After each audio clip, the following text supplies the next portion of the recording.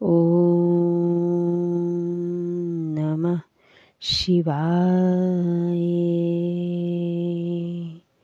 श्री शिव महापुराण के रुद्र संहिता प्रथम सृष्टि खंड का अध्याय 5।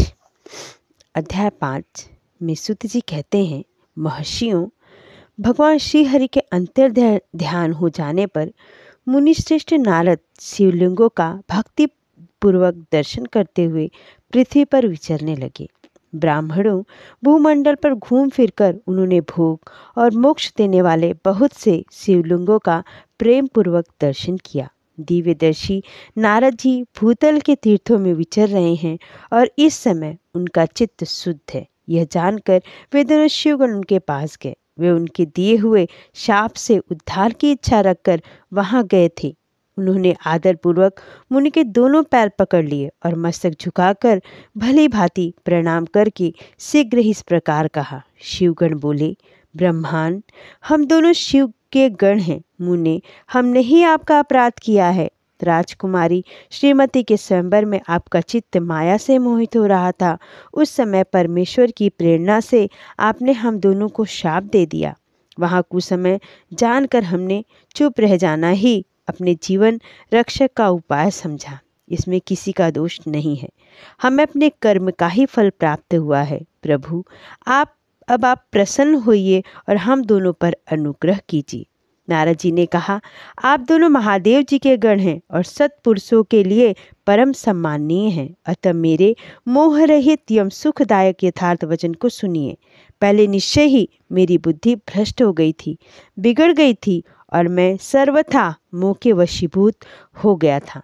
इसलिए आप दोनों को मैंने शाप दे दिया। शिवगणों, मैंने जो कुछ कहा है वह वैसा ही होगा, तथापि मेरी बात सुनिए।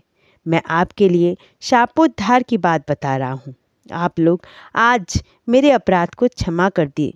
मुनिवर विश्वा के वीर से जन्म ग्रहण करके आप संपूर्ण दिशा में प्रसिद्ध कुंभकर्ण रावण राक्षस राज का पद प्राप्त करेंगे और बलवान वैभव से युक्त तथा परम प्रतापी होंगे। समस्त ब्रह्मांड के राजा होकर शिव भक्त एवं जितेंद्रिय होंगे और शिव के ही दूसरे स्वरूप श्री विष्णु के हाथों मृत्यु पाकर फिर से अपने पद पर प्रतिष्ठित हो जाएंगे। सुत जी कहते हैं, महर्षियों, महात्मा नारद मुनि की यह बात सुनकर वे दोनों शिवगण प्रसन्न हो सानंद अपने स्थान को लौट गए। श्री नारद जी भी अत्यंत आनंदित हो अनन्य भाव से भगवान शिव का ध्यान तथा शिव तीर्थों का दर्शन करते हुए बारंबार भूमंडल में विचरने लगे। अंत में वे सबके ऊपर विराजमान शिव प्रिया काशीपुरी में गए, जो शिव स्वरूपिणी एवं शिव को सुख देने वाली है। काशीपुरी का दर्शन करके नारद जी कृतार्थ हो गए। उन्होंने भगवान काशीनाथ का दर्शन किया और परम प्रिय एवं परमानंद से युक्त हो उनकी पूजा की। काशी का सानंद सेवन करके वे मुनिश्रेष्ठ कृतार्थ का अनुभव करने लगे और प्रेम से विहल हो उसका नयन वर्णन तथा स्मरण करते हुए ब्रह्मालोक को चले गए। निरंतर शिव का स्मरण करने से उनकी बुद्धि शुद्ध हो गई थी। वहां पहुंचकर शिव तत्व का विशेष रूप से ज्ञान प्राप्त करने की इच्छा से नारद जी ने ब्रह्मा जी को भक्तिपूर्वक नमस्कार किया और नाना प्रकार के श्रोतों द्वारा उनका स्तुति करके उनसे शिव तत्व के विषय में पूछा। उस समय नारद जी का हृदय भगवान शंकर के प्रति भक्ति भावना से परिपूर्ण था। नारद जी बोले, ब्राह्मण, पर ब्रह्मा परमात्मा के स्वरूप को जानने वाले पितामह जगत प्रभु, आपके कृपा प्रसाद से मैंने भगवान विष्णु के उत्तम महात्म्य का पूर्णतया ज्ञान प्राप्त किया है। भक्ति मार्ग, ज्ञान मार्ग, अत्यंत दुस्तर तपो मार्ग, दान मार्ग तथा तीर्थ मार्ग का भी वर्णन सुना है, परंतु शिव तत्व का ज्ञान मुझे अभी तक नहीं हुआ है। मैं भगवान शंकर की पूजा विधि को भी नहीं जानता। अतः प्रभु, आप क्रमशः इन विषयों को तथा भगवान शिव के विविध चरित्रों को तथा उनके स्वरूप तत्व, प्राकट्य, विवाह, गारस्थ्य, धर्म सब मुझे बताइए। निष्पाप पितामह, ये सब बातें तथा और जो भी आवश्यक बातें हों उन सब का आपको वर्णन करना चाहिए। प्रजानाथ शिव और शिवा के आविर्भाव यम विवाह का प्रसंग विशेष रूप से कहिए तथा कार्तिकेय के जन्म की कथा भी मुझे सुनाइए। प्रभु, पहले बहुत लोगों से मैंने ये बातें सुनी हैं, किंतु तृप्त नहीं हो सका हूँ, इसलिए आपके शरण में आया हूँ। आप मुझ पर कृपा कीजिए। अपने पुत्र नारद की यह बात सुनकर लोक पितामह ब्रह्मा वहाँ इस प्रकार बोले। यहीं पर ही अध्याय 5वां पूर्ण होता है।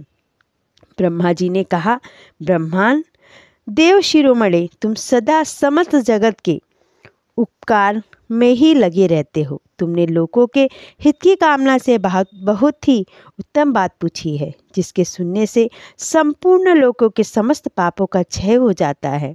उस अनामय शिव तत्व का मैं तुमसे वर्णन करता हूँ। शिव तत्व का स्वरूप बड़ा ही उत्कृष्ट और अद्भुत है। जिस समय समस्त चराचर जगत नष्ट हो गया था, सर्वत्र केवल अंधकार ही अंधकार था। न सूर्य दिखाई देते थे, न चंद्रमा, अन्य ग्रहों और नक्षत्रों का भी पता नहीं था।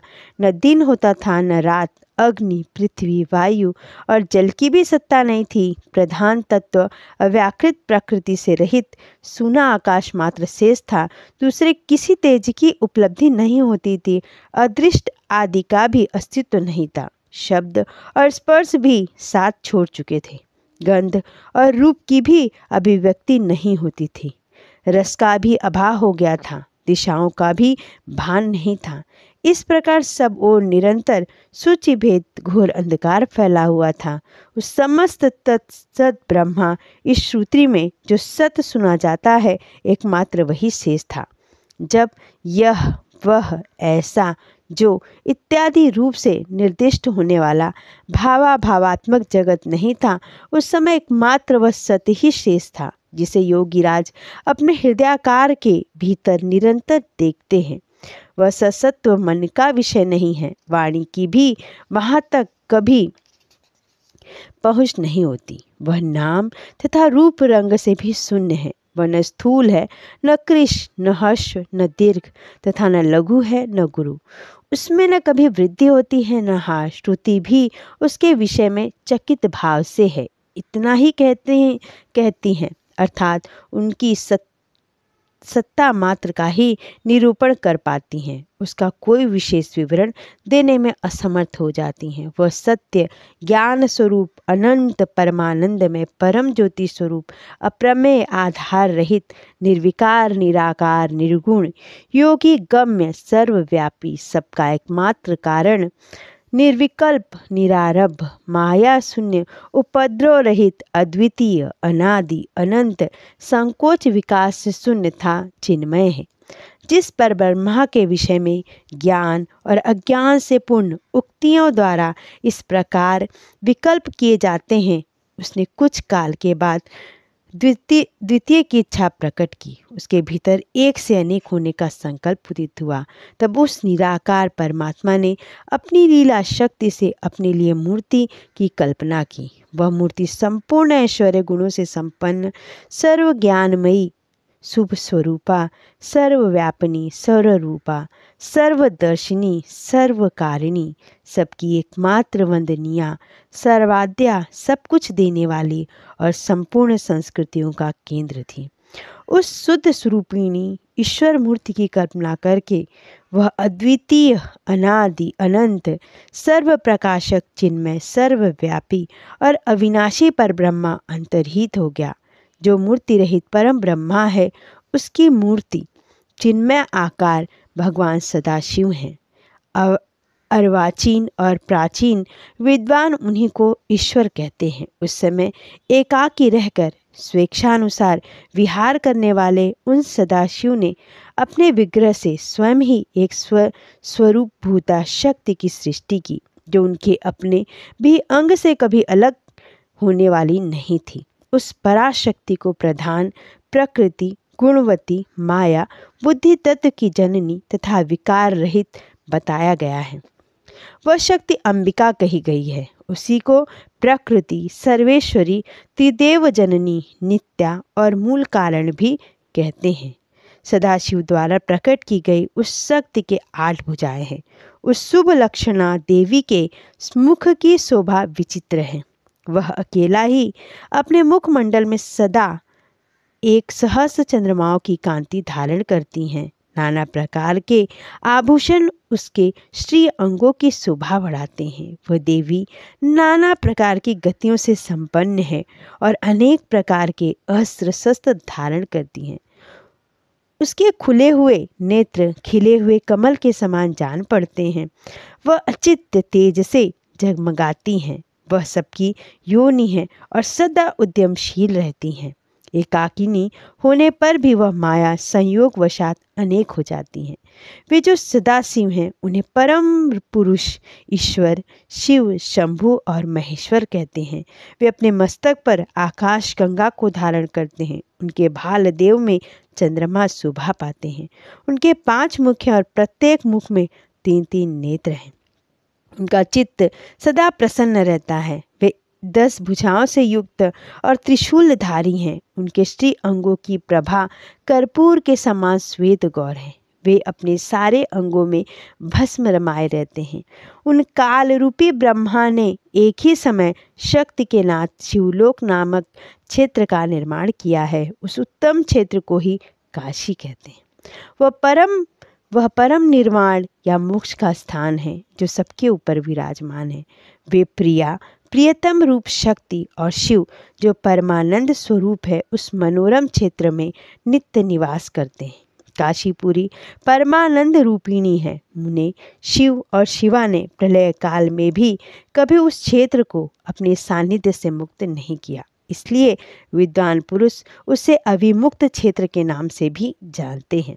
वह परम क्षेत्र आनंद का हेतु है। इसलिए पिनाकधारी शिव ने पहले उसका नाम आनंद वन रखा था और उसके बाद वह अविमुक्त के नाम से प्रसिद्ध हुआ। देवर से एक समय उस आनंद वन में रमण करते हुए शिवा और शिव के मन में यह इच्छा हुई कि किसी दूसरे पुरुष की भी सृष्टि करनी चाहिए, जिस पर यह सृष्टि संचालन का महान भार रखकर हम दोनों केवल काशी में रहकर इच्छा अनुसार विचरे और निर्वाण धारण करें। वही पुरुष हमारे अनुग्रह से सदा सबकी सृष्टि करे, पालन करे और वही अंत में सबका संहार भी करे। यह चित्त एक समुद्र के समान है। इसमें चिंता की उताल तरंगे उठ उठकर इसे चंचल बनाए रखती है।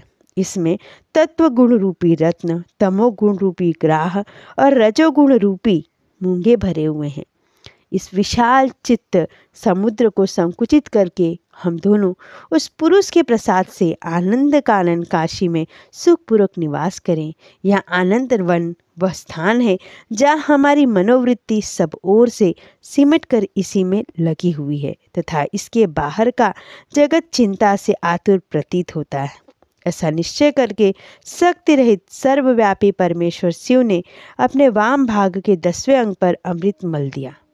फिर तो वहाँ से एक पुरुष प्रकट हुआ जो तीनों लोकों में सबसे अधिक सुंदर था। वह शांत था, उसमें सत्व गुण की अधिकता थी तथा वह गंभीरता का अथाह सागर था। मुने क्षमा नामक गुण से युक्त उस पुरुष के लिए ढूंढने पर भी कहीं कोई उपमा नहीं मिलती थी। उसकी कांति इंद्रनील मणि के समान श्याम थी। उसके अंग अंग से दिव्य शोभा छिटक रही थी और नेत्र प्रफुल्ल कमल के समान शोभा पा रहे थे। श्री अंगों पर सुवर्ण की सी कांति वाले 2 सुंदर रेशमी पीतांबर शोभा दे रहे थे। किसी से भी पराजित न होने वाला वह वीर पुरुष अपने प्रचंड भुजदंडों से सुशोभित हो रहा था। तदंतर उस पुरुष ने परमेश्वर शिव को प्रणाम करके कहा, स्वामिन, मेरे नाम निश्चित कीजिए और काम बताइए। उस पुरुष की यह बात सुनकर महेश्वर भगवान शंकर हंसते हुए मेघ के समान गंभीर वाणी में उससे बोले। शिव ने कहा, वत्स, व्यापक होने के कारण तुम्हारा विष्णु नाम विख्यात हुआ। इसके सिवा और भी बहुत से नाम होंगे जो भक्तों को सुख देने वाले होंगे। तुम सुस्थिर उत्तम तप करो, क्योंकि वही समस्त कार्यों का साधन है। ऐसा कहकर भगवान शिव ने श्वास मार्ग से श्री विष्णु को वेदों का ज्ञान प्रदान किया। तदंतर अपनी महिमा से कभी च्युत न होने वाले श्री हरि भगवान शिव को प्रणाम करके बड़ी भारी तपस्या करने लगे और शक्ति सहित परमेश्वर शिव भी पार्षद गणों के साथ वहां से अदृश्य हो गए। भगवान विष्णु ने सुदीर्घ काल तक बड़ी कठोर तपस्या की। तपस्या के परिश्रम से युक्त भगवान विष्णु के अंगों से नाना प्रकार की जलधाराएं निकलने लगी। यह सब भगवान शिव की माया से ही संभव हुआ। महामुने, उस जल से सारा सूना आकाश व्याप्त हो गया। वह बाह्य रूप जल अपने स्पर्श मात्र से सब पापों का नाश करने वाला सिद्ध हुआ।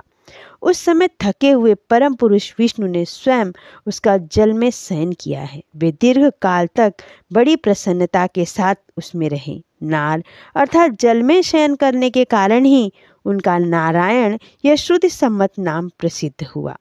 उस समय उन परम पुरुष नारायण के सिवा दूसरी कोई प्राकृतिक वस्तु नहीं थी। उसके बाद ही उन महात्मा नारायण देव से यथा समय सभी तत्व प्रकट हुए। महामते विद्वान, मैं उन तत्वों की उत्पत्ति का प्रकार बता रहा हूँ, सुनो। प्रकृति से महतत्व प्रकट हुआ और महतत्व से तीनों गुण। इन गुणों के भेद से ही त्रिविध अहंकार की उत्पत्ति हुई। अहंकार से 5 तन्मात्राएं हुई और उन तन्मात्राओं से 5 भूत प्रकट हुए। उसी समय ज्ञानेंद्रियों और कर्मेंद्रियों का भी प्रादुर्भाव हुआ। मुनिश्रेष्ठ, इस प्रकार मैंने तुम्हें तत्वों की संख्या बताई है। इनमें से पुरुष को छोड़कर विशेष सारे तत्व प्रकृति से प्रकट हुए हैं, इसलिए सब के सब जड़ हैं। तत्वों की संख्या 24 है।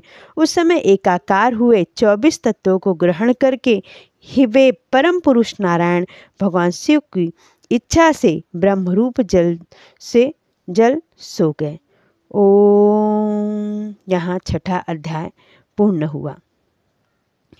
ब्रह्मा जी कहते हैं, देवर्षि, जब नारायण देव जल में शयन करने लगे उस समय उनकी नाभि से भगवान शंकर के इच्छावश सहसा एक उत्तम कमल प्रकट हुआ, जो बहुत बड़ा था। उसमें असंख्य नाल दंड थे। उसकी कांति कनेर के फूल के समान पीले रंग की थी तथा उसकी लंबाई और ऊंचाई भी अनंत योजन थी। वह कमल करोड़ों सूर्यों के समान प्रकाशित हो रहा था। सुंदर होने के साथ ही संपूर्ण तत्वों से युक्त था और अत्यंत अद्भुत, परम रमणीय, दर्शन के योग्य तथा सबसे उत्तम था। तत्पश्चात कल्याणकारी परमेश्वर सांब सदाशिव ने संपूर्ण व्रत प्रयत्न करके मुझे अपने दाहिने अंग से उत्पन्न किया। मुने, उन महेश्वर ने मुझे तुरंत ही अपनी माया से मोहित करके नारायण देव के नाभि कमल में डाल दिया और लीलापूर्वक मुझे वहाँ से प्रकट किया। इस प्रकार उस कमल से पुत्र के रूप में हुए हिरण्यगर्भ का जन्म हुआ। मेरे 4 मुख हुए और शरीर की कांति लाल हुई। मेरे मस्तक त्रिपुंड की रेखा से अंकित थे। तात भगवान शिव की माया से मोहित होने के कारण मेरी ज्ञान शक्ति इतनी दुर्बल हो रही थी कि मैंने उस कमल के सिवाय दूसरे किसी को अपने शरीर का जनक या पिता नहीं जाना। मैं कौन हूँ, कहाँ से आया हूँ, मेरा कार्य क्या है, मैं किसका पुत्र होकर उत्पन्न हुआ हूँ और किससे इस समय मेरा निर्माण किया है। इस प्रकार संशय में पड़े हुए मेरे मन में यह विचार उत्पन्न हुआ, मैं किस लिए मुंह में पड़ा हूँ जिसने मुझे उत्पन्न किया है। उसका पता लगाना तो बहुत ही सरल है। इस कमल पुष्प का जो पत्र युक्त नाल है उसका उद्गम स्थान इस जल के भीतर नीचे की ओर है। जिसने मुझे उत्पन्न किया है वह पुरुष भी वही होगा, उसमें संशय नहीं है। ऐसा निश्चय करके मैंने अपने को कमल के नीचे उतारा। मुने, मैं उस कमल की एक एक नाल में गया और सैकड़ों वर्षों तक वहाँ भ्रमण करता रहा, किंतु कहीं भी उस कमल के उद्गम का उत्तम स्थान मुझे नहीं मिला। तब पुनः संशय में पड़कर मैं उस कमल पुष्प पर जाने को उत्सुक हुआ और नाल के मार्ग से उस कमल पर चढ़ने लगा। इस तरह बहुत ऊपर जाने पर भी मैं उस कमल के कोश को न पा सका। उस दशा में मैं और भी मोहित हो उठा। मैंने उस समय भगवान शिव की इच्छा से परम मंगलमय उत्तम आकाशवाणी प्रकट हुई, जो मेरे मोह का विध्वंस करने वाली थी। उस वाणी ने कहा, तप तपस्या करो।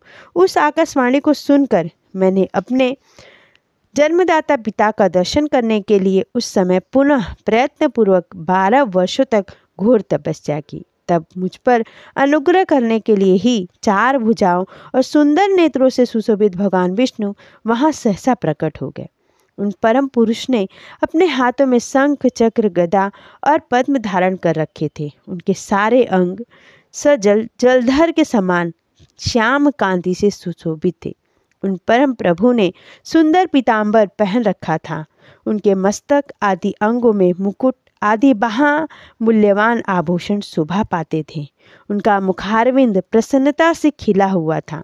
मैं उनकी छवि पर मोहित हो रहा था। वे मुझे करोड़ों कामदेवों के समान मनोहर दिखाई दिए। उनका वह अत्यंत सुंदर रूप देखकर मुझे बड़ा आश्चर्य हुआ। वे सांवली और सुनहरी आभा से उद्भासित हो रहे थे। उस समय उन सत्स्वरूप सर्वात्मा चार भुजा धारण करने वाले महाबाहु नारायण देव को वहाँ उस रूप में अपने साथ देखकर मुझे बड़ा हर्ष हुआ। तदंतर उन नारायण देव के साथ मेरी बातचीत आरंभ हुई। भगवान शिव की लीला से वहाँ हम दोनों में कुछ विवाद छिड़ गए। इसी समय हम लोगों के बीच में एक महान अग्निस्तंभ ज्योतिर्लिंग प्रकट हुआ। मैंने और श्री विष्णु ने क्रमशः उस और नीचे जाकर उसके आदि अंत का पता लगाने के लिए बड़ा प्रयत्न किया, परंतु हमें कहीं भी उसका ओर और छोर नहीं मिला। मैं थक कर ऊपर से नीचे लौट आया और भगवान विष्णु भी उसी तरह नीचे से ऊपर आकर मुझसे मिले। हम दोनों शिव की माया से मोहित थे। श्रीहरि ने मेरे साथ आगे पीछे और अगल बगल से परमेश्वर शिव को प्रणाम किया।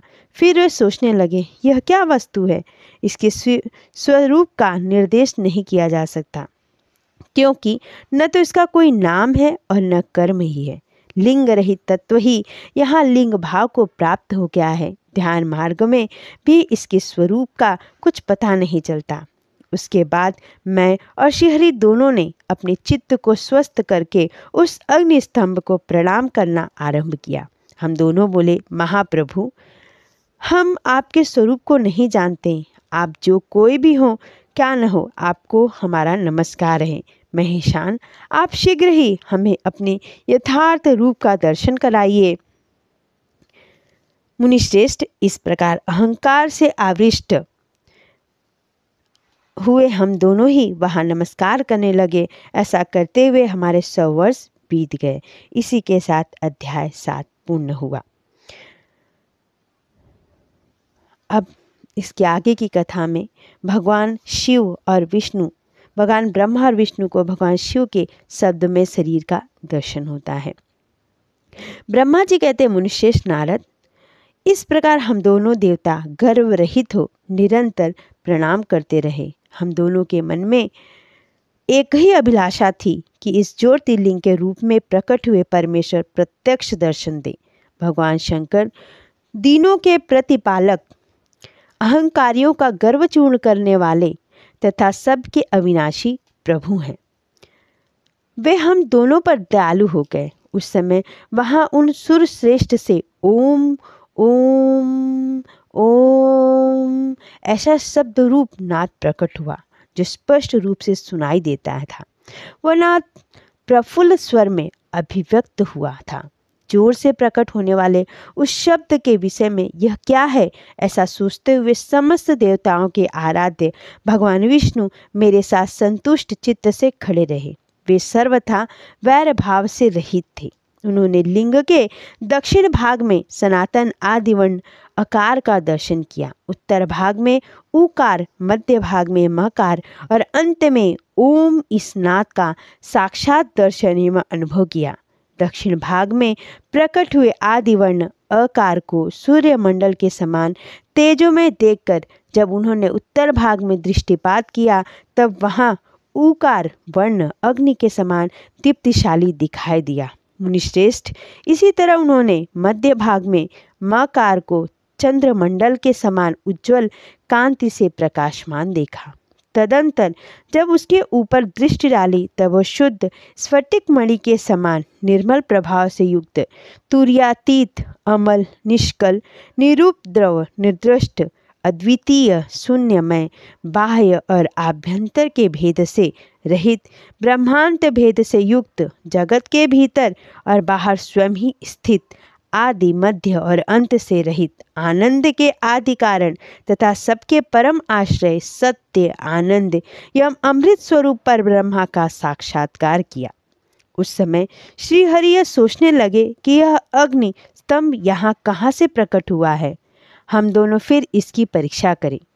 मैं इस अनुपम अनल स्तंभ के नीचे जाऊंगा। ऐसा विचार करते हुए श्रीहरि ने वेद और शब्द दोनों के आवेश से युक्त विश्वात्मा शिव का चिंतन किया।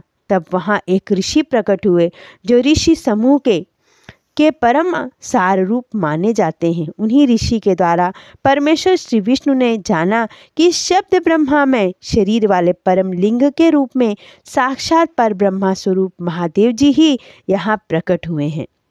ये चिंता रहित अथवा अचिंत रुद्र हैं, जहाँ जाकर मन सहित वाणी उसे प्राप्त किए बिना ही लौट आती है। उस पर ब्रह्मा परमात्मा शिव का वाचक एकाक्षर प्रणव ही है। वे इसके वाच्यार्थ रूप हैं।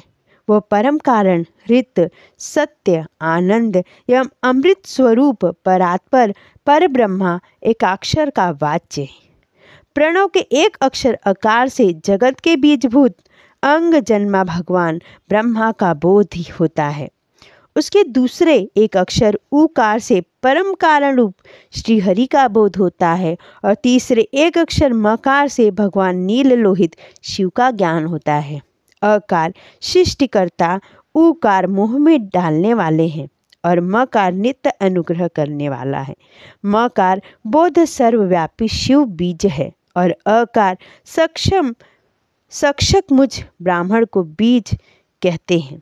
उकार नामधारी श्रीहरि योनि है। प्रधान और पुरुष के भी ईश्वर जो महेश्वर हैं, वे बीजी बीज और योनि भी हैं। उन्हीं को नाथ कहा गया है। उनके भीतर सबका समावेश है। बीजी अपनी इच्छा से ही अपने बीज को अनेक रूपों में विभक्त करके स्थित है। इन बीजी भगवान महेश्वर के लिंग से आकार रूप बीज प्रकट हुआ, जो ऊकार रूप योनि में स्थापित होकर सब ओर बढ़ने लगा। वह सुवर्णमय अंड के रूप में ही बताने योग्य था। उसका और कोई विशेष लक्षण नहीं लक्षित होता था। वह दिव्य अंड अनेक वर्षों तक जल में ही स्थिर रहा। तदंतर 1000 वर्ष के बाद उस अंड के 2 टुकड़े हो गए। जल में स्थित हुआ वह अंड अजन्मा ब्रह्मा जी की उत्पत्ति का स्थान था और साक्षात महेश्वर के आघात से ही फूटकर वो 2 भागों में बट गया था। उस अवस्था में उसका ऊपर स्थित हुआ सुवर्णमय कपाल बड़ी शोभा पाने लगा। वहीं रुद्रलोक के रूप में प्रकट हुआ तथा जो उसका दूसरा नीचे वाला कपाल था वही अब 5 लक्षणों से युक्त पृथ्वी है। उस अंड से चतुर्मुख ब्रह्मा उत्पन्न हुए, जिनकी क संज्ञा है। वे समस्त लोकों के सृष्टा हैं। इस प्रकार वे भगवान महेश्वर ही अ, उ और म इन त्रिविध रूपों में वर्णित हुए हैं। इस अभिप्राय से उन ज्योतिर्लिंग स्वरूप सदाशिव ने ओम ओम ऐसा कहा। यह बात यजुर्वेद के श्रेष्ठ मंत्र कहते हैं।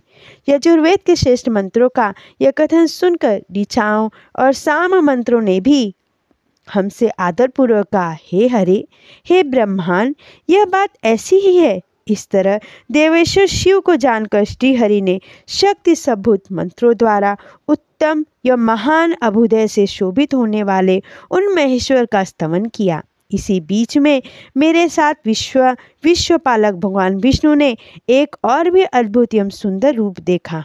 मुने वह रूप 5 मुखों और 10 भुजाओं से अलंकृत था। उसकी कांति कर्पूर के समान गौर थी। वह नाना प्रकार की छटाओं से छविमान और भांति भांति के आभूषणों से विभूषित था। उस परम उदार महापराक्रमी और महापुरुष के लक्षणों से संपन्न अत्यंत उत्कृष्ट रूप का दर्शन करके मैं और श्रीहरि दोनों कृतार्थ हो गए। तत्पश्चात परमेश्वर भगवान महेश प्रसन्न हो अपने दिव्य शब्दमय रूप को प्रकट करके हंसते हुए खड़े हो गए। आकार उनका मस्तक और आकार ललाट है। ईकार दाहिना और ईकार बाया नेत्र है। उकार को उनका दाहिना और उकार को बाया कान बताया जाता है। रीकार उन परमेश्वर का दाया कपोल और रूकार बाया। लू और लू ये उनकी नासिका के दोनों छिद्र हैं। एकार उन सर्वव्यापी प्रभु का ऊपरी ओष्ठ है और एकार अधर। ओकार तथा अवकाल ये दोनों क्रमशः उनकी ऊपर और नीचे की दो दंत पंक्तियां हैं। अन और अह इन देवादिदेव शूलधारी शिव के दोनों तालु हैं। क आदि 5 अक्षर उनके दाहिने 5 हाथ हैं और च आदि 5 अक्षर बाएं 5 हाथ।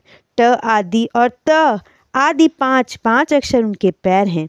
पकार पेट है। फकार को दाहिना पार्श्व बताया जाता है और बकार को बाया पार्श्व। भकार को कंधा कहते हैं। मकार उन योग्य महादेव शंभु का हृदय है।